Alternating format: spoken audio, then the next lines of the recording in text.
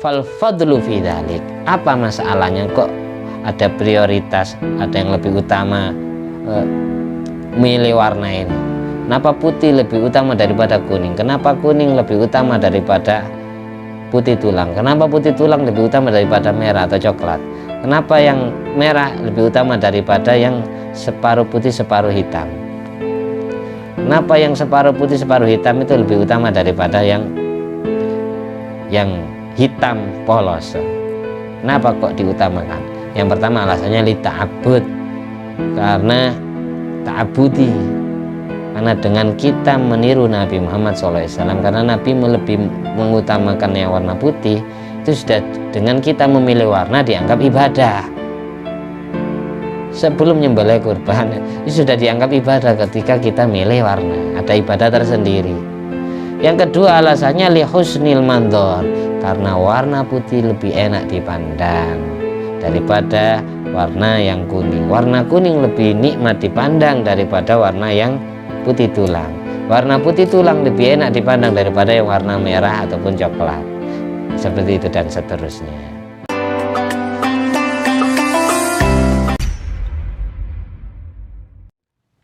Assalamualaikum warahmatullahi wabarakatuh. Bismillahirrahmanirrahim. Alhamdulillahilladzi bi ni'mati tatimmu sholihat wa bi dzikri sulahai tatanazzalu rahmat wal barakat. Wassalatu wassalamu ala sayyidis sadat sayyidina maulana Muhammadin qutbil qadat wa ala alihi wa ashabi ala jumiz zahirat amma ba'du. Allahumma sholli ala ruhi sayyidina Muhammadin fil arwah wa ala jasadi fil ajasad wa ala qabri fil kubur wa ala alihi washabihi wasallim. Rabbi syrah li sadri wa yassir li amri wa hlul 'uqdatam min lisani yafqahu qawli. Rabbi zidni ilma warzuqni fahma. Allahumma aftah alaina futuhal arifin waj'alna khalisatan liwajhikal karim. Allahumma aftah alaina futuhal arifin waj'alna khalisatan liwajhikal karim. Allahumma aftah alaina futuhal arifin waj'alna khalisatan liwajhikal karim. Allahumma rzuqna fahman nabiyyin wa ilhamal malaikatil muqarrabin. Allahumma nawwir qulubana binuri hidayatika kama nawwartal arda binuri syamsika.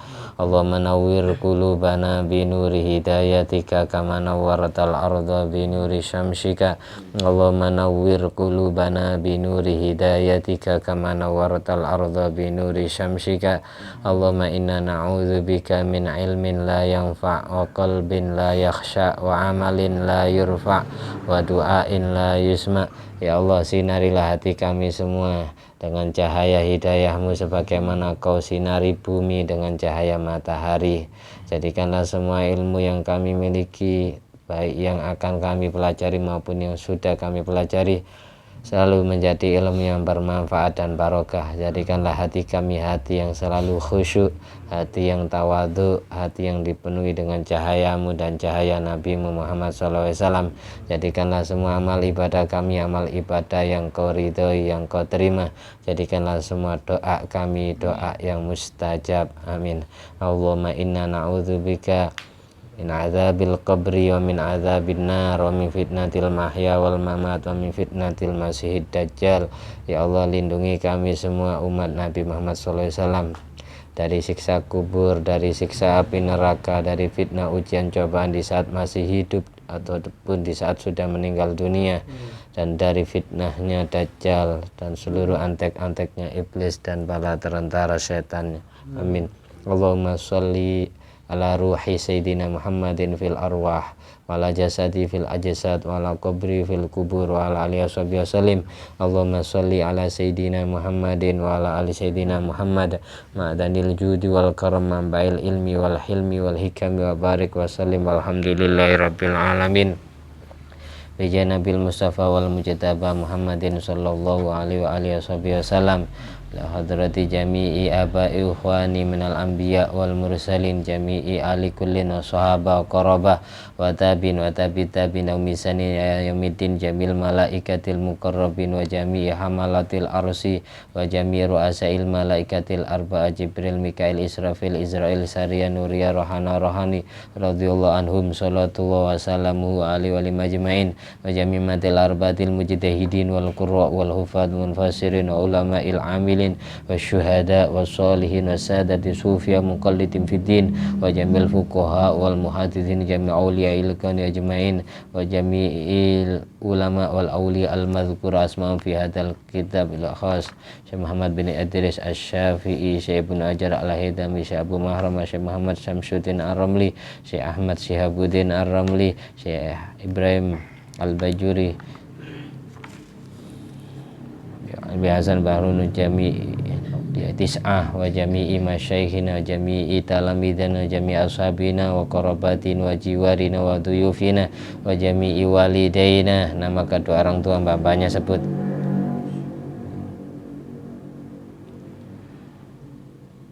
Jami'i abaina wa ummatina wa azwajina wa dzurriyyatina wa auladina wa ikhwanina fiddin minal muslimin wal muslimat wal mu'minin wal mu'minat aina ma kanu min masyariqil ardi ila magharibiha al ahya'i minhum wal amwat maghfir lahum warhamhum wa'afihim wa'fu anhum sya'uli lailana wa lahumul Fatihah.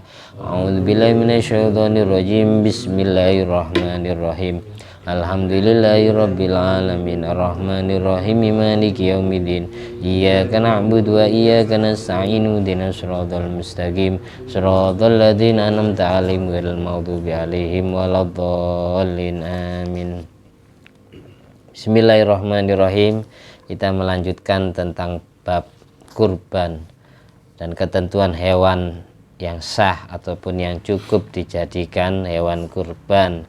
Ini pertemuan yang ke-10. Kemarin kita sudah dikasih ilmu pelajaran dalam kitab Fatawa Kubra halaman 423 bahwa Ibnu Hajar Al-Haytami berbeda pendapat dengan Syekh Abu Mahramah mengenai tentang boleh ataupun tidaknya menyembelih kurban dari hewan betina yang sedang hamil.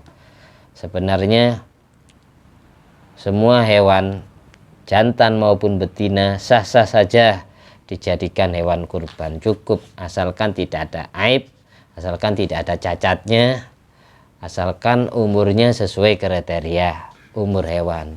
Kalau umurnya domba minimal 1 tahun atau belum sampai 1 tahun, umur 6 bulan dan sudah pupak kuel giginya, itu sudah cukup dijadikan hewan kurban kalau memang wedhus gibas atau domba bahasanya. Kalau kambing kacang ataupun sapi minimal usianya 2 tahun. Kalau unta minimal usianya 5 tahun. Kenapa kok usia ditentukan? Karena usia itu untuk hewan-hewan itu dinisbatkan seperti manusia, usia baliknya, usia junubnya, usia ihtilamnya, mimpi bahasanya, usia haidnya lah. Nah, usia baliknya hewan itu beda-beda. Kalau domba 1 tahun, kalau kambing kacang 2 tahun, sapi 2 tahun, onta 5 tahun gitu. Nah, jadi ada 2 kriteria kapan hewan itu cukup dijadikan hewan kurban. Yang pertama, tidak boleh ada aib, tidak ada cacatnya. Ada 7 cacat yang tidak mencukupkan hewan kurban dijadikan hewan kurban. Yang pertama, ketika hewannya gila, mondar-mandir, tidak mau merumput, tidak mau makan. Yang kedua, hewan yang punya penyakit gatal-gatal, gatelan, korengan ya, gudiken. Yang ketiga, hewan yang picek satu matanya, piteng, yang buta dua-duanya apalagi. Yang piteng saja tidak sah, apalagi yang buta dua-duanya. Yang keempat, itu hewan yang pincang, meskipun pincangnya gara-gara dibaringkan pada saat mau disembelih. Yang nomor 5, hewan yang sakit. Tanda-tandanya hewan sakit itu awalnya gemuk, terus semakin kurus, berarti sakit. Terus yang keenam, hewan yang hilang otaknya gara-gara kekurusan. Terus yang terakhir, yang ketujuh adalah hewan yang terpotong telinganya, baik terpotong sendiri, bawaan sejak lahir, maupun terpotong gara-gara faktor sesudah hewan itu hidup, dipotong orang atau ketabrak atau karena berantem ya. Yang penting hewan yang terpotong telinganya itu dianggap hewan yang punya aib, cacat. Jadi syaratnya hewan sah dijadikan hewan kurban, yang pertama, hewannya harus sesuai kriteria umur sebagaimana sudah ditentukan oleh Rasulullah SAW. Yang kedua, tidak boleh ada aib 7 tadi. Semisal tidak ada aib, tidak ada cacat, terus umurnya sesuai kriteria, tapi hewannya lagi hamil, lagi ngandung, lagi meteng karena dihamili Ferry. Makanya kambingnya Ferry cepat hamil karena orangnya sendiri ya. Jadi Syekh Ibnu Hajar Al-Haytami dan Syekh Abu Mahromah dari kalangan Syafi'iyah berbeda pendapat gimana hukum mengeluarkan kurban dari binatang yang lagi hamil. Menurut Ibnu Hajar Al-Haytami, i'tamada Ibnu Hajar fil Fathi di dalam kitab Fathil Jawad, beliau berpendapat adama jawazi tadhiyah bil hamil, tidak sah atau tidak boleh, tidak cukup mengeluarkan kurban dari hewan betina yang sedang hamil. Wa in zada bilahmu, meskipun gara-gara hamil dagingnya bertambah, li'annahu aibun, karena hamil itu dianggap aib, cacat. Sedang Syekh Abu Mahromah berbeda pendapat dengan Syekh Ibnu Hajar Al-Haytami, bahkan beliau i'tamada jawazahu, memperbolehkan kalau ada orang mengeluarkan kurban dari binatang betina yang sedang hamil.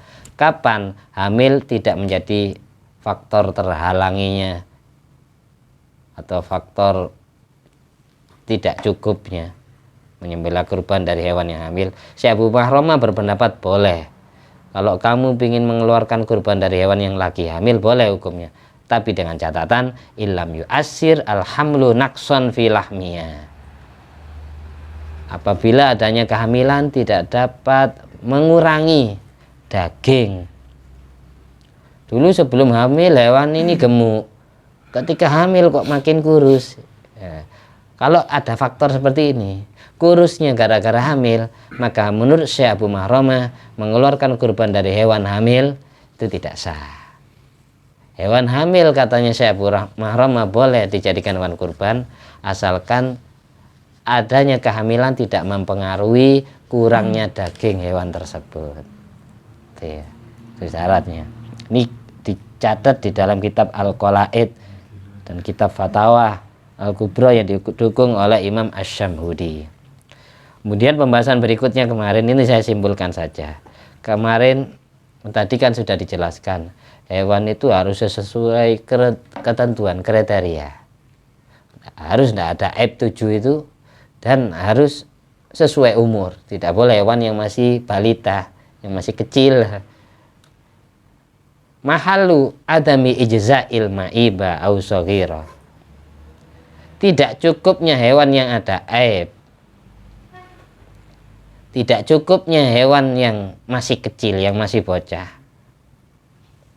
menjadi hewan kurban itu kapan? Malam yaltazim hama ibatan, apabila tidak dijanjikan, tidak dinadarkan kurban hewan aib, kurban hewan kecil. Ini berbeda pendapat di dalam redaksi kitab Hasyiatul Baijuri dan kitab Muhnil Muhtad. Ini berbeda pendapat. Semisal ada orang nadar, saya nadar hewan saya yang sakit ini saya jadikan hewan kurban. Hewan saya yang pincang ini kalau pas Idul Adha saya sembelih untuk jadikan kurban. Atau hewan saya yang masih bocah belum cukup umur ini saya jadikan hewan kurban, besok saya sembelih. Nah, ini namanya kan nadar. Kalau hewan yang ada aibnya atau hewan yang masih belum sesuai kriteria umur itu dinadarkan, gimana hukumnya? Apakah kurbannya sah? Apakah tidak? Ini beda pendapat ulama Syafi'iyah. Menurut di dalam kitab Hasyiatul Baijuri, Syekh Ibrahim Al-Baijuri mengatakan kalau ada orang yang terlanjur menadarkan hewan yang aib, hewan yang ada cacatnya, atau hewan yang masih shogiro, bocah, belum cukup umur, dijadikan hewan kurban, gimana hukumnya? Kalau di kitab Hasyiatul Baijuri, ajza'at, cukup hewan tersebut dijadikan hewan kurban. Wa wajib dzabhuha wa sarfuha masrafal udhiyah, dan wajib disembelih ketika Idul Adha dan ditasarrufkan sama seperti tasarrufnya hewan kurban. Itu kalau di Hasyiatul Baijuri cukup. Tapi di dalam kitab Muhnil Muhtad, lau nadarat tadhiyya bima'iba au shaghira, kalau ada orang nadar kurban hewan yang ada cacatnya, atau nadar kurban hewan yang masih bocah belum cukup umur, contohnya dia bilang ja'al dua udhiyatan, aku jadikan hewan ini hewan kurban, itu namanya kan nadar, ditentukan, ditakyin. Menurut pendapat yang ada di tulisan kitab Muhnil Muhtad, juz 4 halaman 340. Kalau Hasyiatul Baijuri tadi juz 2 halaman 319. Wajib dzabhu fidyatan. Maka hewan tersebut wajib disembelih tapi menjadi fidyah, menjadi tebusan nadarnya, bukan menjadi hewan kurban. Kalau di kitab Muhnil Muhtad malah beda pendapat dengan yang Hasyiatul Baijuri. Muhnil Muhtad mengatakan wajib dzabhu fidyatan, wajib disembelih sebagai fidyah, tebusan dari nadarnya, biar nadarnya tertebus. Wa yufarriqu lahma shadaqatan, dan dagingnya dibagi ratakan ke fakir miskin berstatus sedekah, bukan berstatus kurban. Wala tujzi'u anil udhiyati, dan tidak cukup dijadikan hewan kurban. Wa takhtassu bi waqtin nahri, dan waktunya pun khusus dan harus disembelih tanggal 10 Dzulhijjah, hari nahar. Terus waktu tujzi'u wa tajra majrol udhiyah fi sorfi, tapi dalam pentasorufannya, dalam pembagiannya kepada fakir miskin, itu berlaku sama seperti keberlakuan hewan kurban. Berlakunya sama seperti keberlakuan hewan kurban, tapi tidak sah dijadikan hewan kurban. Jelas ya? Kalau sengaja nadar hewan yang ada aibnya atau hewan yang lagi sakit, ya, yang lagi bocah, seperti itu hukumnya. Ada dua pendapat, ada yang bilang cukup, ada yang bilang tidak cukup, tidak sah. Kemudian pembahasan berikutnya, kemarin dijelaskan ya, pembahasan tentang afdhal minan na'am, macam-macam hewan ternak, yaitu dari onta, sapi maupun kambing. Yang paling utama dijadikan hewan kurban yang mana? Afdhalu anwa'il udhiyah, paling utamanya macam hewan kurban, itu ditinjau dari 4 sisi sangat berbeda. Kalau kita lihat, semisal ada orang tanya gini, saya yang bagus itu kalau kurban itu kurban sapi apa unta apa kambing, menurut antum gimana? Menurut jenengan gimana? Saya cukup ada uang untuk beli sapi, apalagi beli kambing, tapi lebih utama yang mana? Apa saya beli sapi, apa unta, apa kambing? Maka jawabannya ada 4 sisi. Lihat dulu, kalau pertanyaan kamu binisbati likasratil lahm, kalau yang dilihat adalah banyaknya daging, maka hewan yang paling utama adalah unta. Yang kedua, urutan kedua runner up bakor sapi. Urutan ketiga adalah kambing. Kalau yang dilihat lebih utama mana? Unta, sapi sama kambing. Kalau dilihat dari kasratil lahm, banyaknya dagingnya, maka lebih utama unta daripada sapi, lebih utama sapi daripada kambing. Itu jawabannya. Yang kedua, kalau dilihat dari sisi atyabiyatul lahmi, enaknya daging, segarnya daging, nikmatnya daging. Kalau tadi banyaknya daging, unta lebih unggul dari sapi, sapi lebih unggul dari kambing.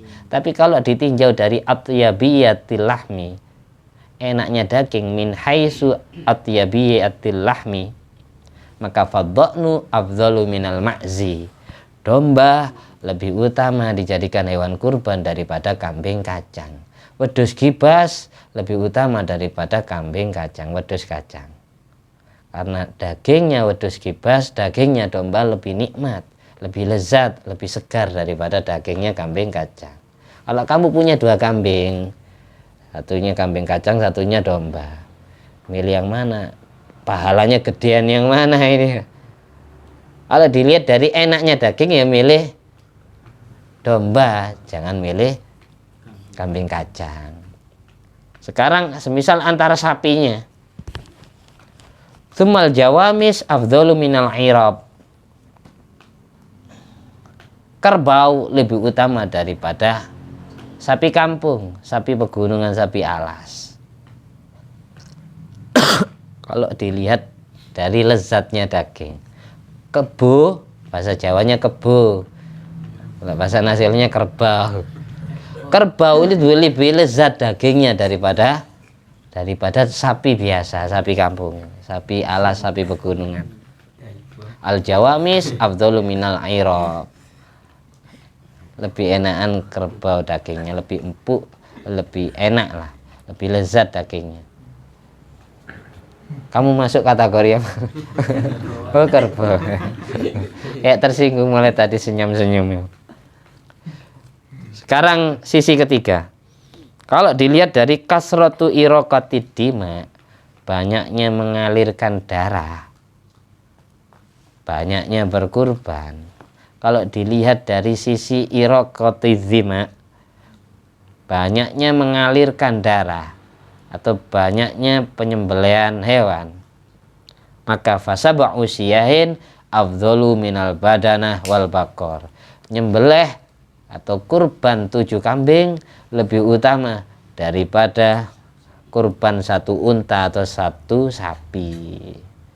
Kamu punya uang, kok seandainya beli 7 kambing bisa. Lebih utama kurban 7 kambing daripada 1 sapi atau 1 unta, karena 1 sapi mencukupkan 7 orang, 1 unta juga mencukupkan 7 orang. Nah, kalau ditinjau dari sisi banyaknya berkurban, ya lebih penting milih 7 sapi. Sisi yang paling 7 kambing ya. 7 kambing fasab'u siyahin. Siyah ini jamak dari satun. Satun itu kambing. Makanya bahasa Indonesia sate itu diambil bahasa Arab. Karena bahasa Arabnya kambing itu satun. Satun itu kambing. Jadi sate pertama di Jawa itu sate kambing, bukan sate ayam. Itu bikinan sendiri, apalagi sate tahu. Karena awal mula ada bahasa sate itu diambil dari bahasa Arab satun, kambing. Nah, yang terakhir, yang keempat, min haitsul alwan. Kalau ditinjau dari warna, ditinjau dari sisi warna atau bulu, warna bulu, lebih utama mana? Kambing yang hewan yang bulunya hitam, putih, kuning, coklat, semisal merah ya. Nah, ini kalau ditinjau dari sisi warna, maka warna apa yang paling dominan, yang paling utama? Fal baydha afdhal. Urutan pertama adalah warna putih. Kemudian tsumma safra, warna kuning. Kamu punya kambing, satunya warna putih, satunya kuning, maka lebih utama milih yang warna putih. Sapi pun kayak gitu, lebih utama sapi yang warna putih. Yang pertama warna putih, yang kedua adalah kuning, yang ketiga afro. Afro itu malayasfu bayaduha. Putih tapi tidak kena, tidak terang, tidak bening, atau putih tulang. Urutan ketiga, kalau ada hewan putih tulang lawan hewan yang putih bersih, maka afdolan yang putih bersih. Kalau ada hewan kuning dengan putih tulang, lebih utama yang kuning yang disembelih, jadikan hewan kurban, yang pahalanya lebih besar. Urutan keempat, sumal hamro, baru hewan yang warnanya merah. Merah itu coklat lah. Nggak ada yang warnanya merah kayak semangka gini hewannya. Ada kambing warnanya kayak semangka. Nggak ada. Yang dimaksud merah itu nyoklat, itu loh, nyoklat.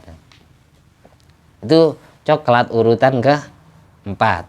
Urutan kelima, warna terbaik, sumal balqa ma ba'dhuha abyad wa ba'dhuha aswad.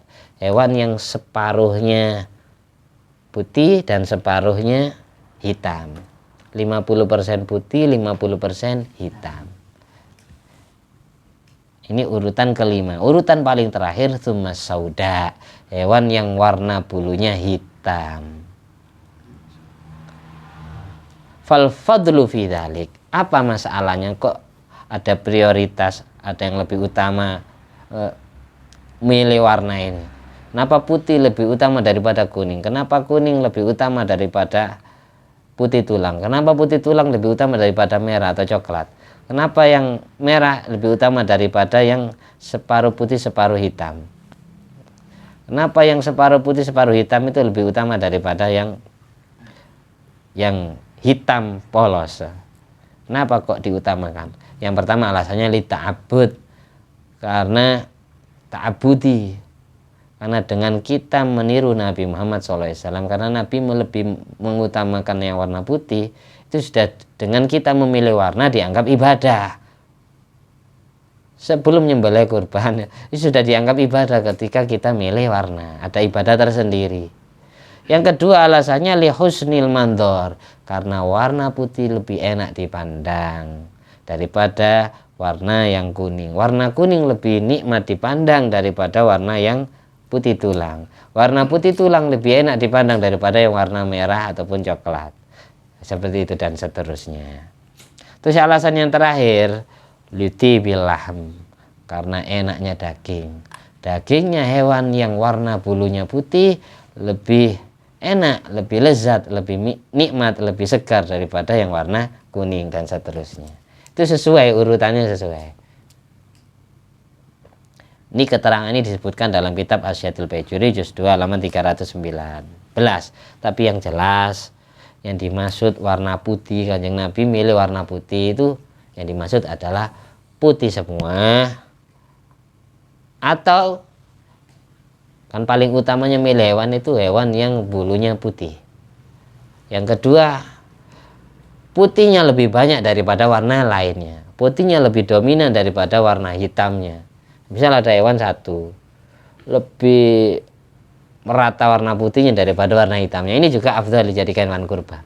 Putih semua atau putih banyak terus warna selain putihnya sedikit, itu pahalanya besar. Kanjeng Nabi kalau milih hewan seperti itu, karena yang jelas dagingnya lebih lezat, lebih enak. Terus berikutnya di dalam kitab Busyrul Karim 638, az-zakar walau bilaunin mafdul afdhalu minal unsa walau bilaunin fadhil. Nyembelih hewan jantan meskipun dengan warna yang lemah itu lebih utama daripada hewan betina, hewan perempuan meskipun dengan warna yang unggul. Semisal ada hewan laki-laki warnanya hitam, ada hewan betina, hewan perempuan warnanya putih, lebih utama mana kita milih? Maka milih hewan jantan lebih utama daripada hewan betina meskipun punya warna unggul. Utamakan hewan laki-laki. Dari sini dapat kita simpulkan bahwa mengeluarkan kurban dari hewan betina, hewan perempuan itu sah hukumnya. Kadang orang takut dasar. Saya dapat kambing, tapi kambingnya cewek ya. Nggak masalah asalkan tidak hamil. Kalau hamil baru ada perdebatan. Tidak masalah. Kapan hewan jantan, hewan laki-laki meskipun mempunyai warna yang lemah, ketika dibandingkan dengan hewan betina, hewan perempuan meskipun punya warna yang unggul, ini lebih utama milih hewan jantan daripada hewan betinanya.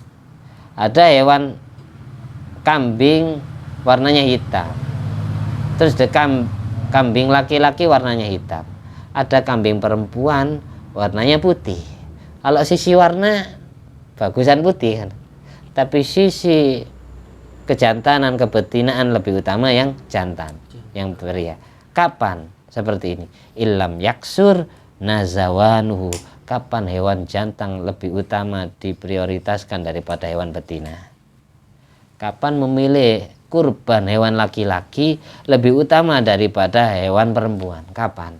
Ilam yaksur nazawanuhu, apabila hewan itu tidak terlalu banyak, hewan jantan itu tidak terlalu sering nazawanuhu menjantani hewan betina, tidak rabian tidak sering memperkosa hewan betina, tidak sering menghamili hewan betina. Ada hewan jantan tapi tidak hanya nikah satu kali, musuh tapi punya warna hitam, musuh hewan betina warnanya putih, lebih utama milih yang jantan. Kapan?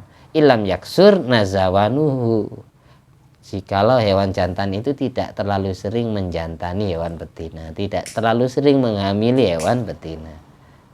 Gitu.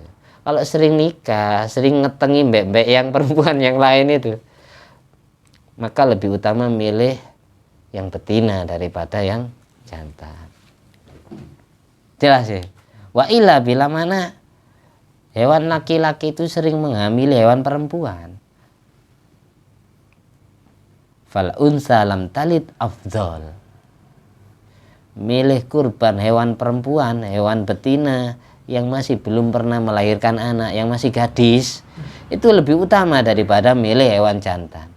Memilih hewan betina lam talid yang belum pernah melahirkan anak, yang belum pernah menikah, yang belum pernah dihamili, itu lebih utama dijadikan hewan kurban daripada milih hewan jantan yang sering menghamili.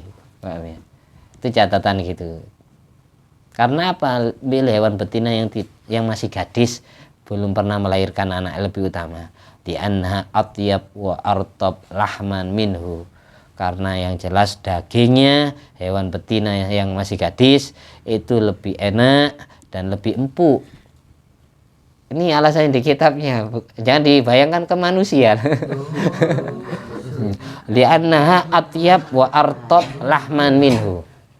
Karena hewan yang masih gadis itu lebih enak, wa artab lebih empuk. Kalau nggak percaya lihat di kamus, artinya artab empuk. Lahman, empuk dagingnya. Empuk apanya nam kok senyum? Terus kelanjutannya fa in waladat. Kalau hewan betina itu sudah pernah melahirkan anak, sudah pernah hamil dan melahirkan anak, fadzakar afdhalu minha mutlaqan, maka milih kurban hewan jantan lebih utama daripada hewan perempuan secara mutlak ketika hewan perempuannya sudah janda.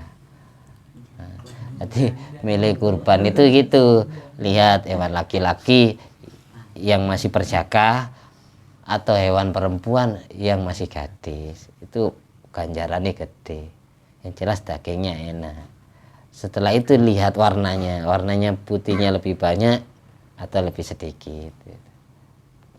Jadi ajma'u, ulama sepakat ala istihbabis samin fil udhiyah, tetap mensunatkan hewan yang gemuk di dalam hewan kurban.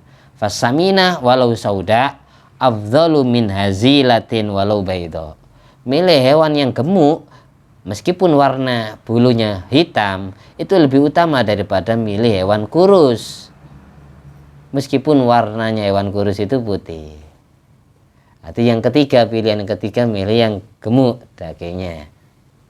Yang pertama perjaka atau gadis, yang kedua gemuk, yang ketiga warnanya warna putih dan seterusnya sesuai urutan. Wa ma jama'a sifataini afdalu mimma fihi sifatun. Hewan yang mempunyai dua sifat prioritas itu lebih utama untuk dipilih daripada yang hanya mempunyai satu sifat. Oh ini ma jama'a dzukuratan wa saminan wa bayadon. Ini misal ada hewan bisa mempunyai sifat dzukuro, jantan, pria. Terus yang kedua saminan, gemuk. Ini berarti dua sifat. Yang ketiga bayadon, warna bulunya putih. Ada hewan yang mempunyai tiga sifat, afdhalu mutlaqan, lebih utama untuk dipilih daripada yang hanya mempunyai dua sifat. Ini dilihat dari jantan sama jantannya. Yang kedua gemuk sama gemuknya. Terus yang ini warna bulunya putih, kalau yang ini warnanya hitam, maka lebih utama milih yang ini. Hewan yang mempunyai sifat prioritas tiga lebih utama daripada yang mempunyai kelebihan yang dua. Majama'a humma majama'as sintaini. Kemudian kita kalau nak nemu hewan yang punya tiga sifat ini, jantan, gemuk, warna bulunya putih, maka pilih yang hanya punya dua sifat lebih itu. Misalnya ada sama-sama betinanya, tapi gemuk, putih. Yang satunya gemuk tapi hitam, milih yang gemuk putih. Seperti itu. Yang mempunyai tiga sifat lebih utama daripada yang mempunyai dua sifat. Yang mempunyai dua sifat lebih utama daripada yang hanya mempunyai satu sifat. Wa yadhar inda ta'arudhi ma taqdimus samin fadzukura qalahu Ibnu Hajar Bushrul Kalim halaman 638. Jadi kesimpulannya, ketika bertentangan antara satu kelebihan dengan kelebihan yang lain, maka dahulukan gemuknya daripada jantan sama betinanya. Kemudian baru lihat jantan atau betinanya. Kalau sama-sama gemuk kan, maka kita lihat kelaminnya jantan apa betina. Ketika sama kelaminnya jantannya, maka kita lihat warna. Urutannya gitu. Milih yang gemuk dulu daripada yang sifat kelaminnya. Ketika sifat kelaminnya sudah dilihat, milih sifat warna bulunya, seperti itu. Jelas ya? Ini sudah 30 menit lebih. Ini aslinya keterangan ini menyempurnakan keterangan kemarin yang masih terpotong. Tapi mudah-mudahan bermanfaat meskipun sedikit. Kita lanjut di pertemuan berikutnya. Insya Allah besok ya. Amin. Al-Fatihah. A'udzubillahi minasyaitonirrajim. Bismillahirrahmanirrahim. Alhamdulillahirabbil alamin arrahmanirrahim maliki yaumiddin. Iyyaka na'budu wa iyyaka nasta'in ihdinas siratal mustaqim siratal ladzina an'amta 'alaihim. Amin. Ya Allah, mudah-mudahan kita dan seluruh keluarga kita, kerabat dan sahabat kita selalu ditakdir diberi kemudahan mendapatkan rezeki untuk bisa berkurban setiap tahunnya. Amin. Al-Fatihah. Bismillahirrahmanirrahim. Alhamdulillahirabbil alamin. Arrahmanirrahim maliki yaumiddin. Iyyaka na'budu wa iyyaka nasta'in ihdinas siratal mustaqim siratal ladzina an'amta 'alaihim ghairil maghdubi 'alaihim waladdallin. Amin. Alhamdulillah alladzi at'amani hadzal ilma wa razaqani min ghairi haulin minni wala quwwatin. Allahumma shalli ala sayyidina Muhammad wa ala ali sayyidina Muhammad bi fadli subhana rabbika rabbil izzati amma yasifun wa salamun alal mursalin walhamdulillahi rabbil alamin. Wassalamualaikum warahmatullahi wabarakatuh.